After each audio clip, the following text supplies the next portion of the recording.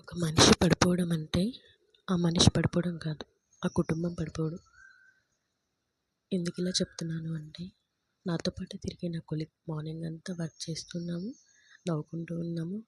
నవ్వుతూ లంచ్కి వెళ్ళాడు, తిరిగి వచ్చాడు. ఒక 2 అవర్స్లోనే తను మా మధ్య లేకుండా వెళ్ళిపోయాడు. సడన్గా ఏమైందో చెమటలు పట్టేసాయి. క్లినిక్కి తీసుకెళ్తే లేదు, హాస్పిటల్కి తీసుకెళ్ళండి అని చెప్పారు.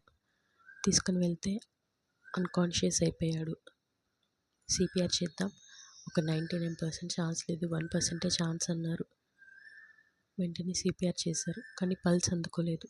తను మా మధ్య లేకుండా వెళ్ళిపోయాడు వితిన్ 2 అవర్స్లోనే. నాకు వెంటనే వాళ్ళ ఫ్యామిలీ గుర్తొచ్చింది. నాకు తెలుసు ఆ సిచ్యువేషన్ నేను ఫేస్ చేశాను. ఒక మనిషి పడిపోతే ఆ ఫ్యామిలీ మొత్తం పడిపోతుంది.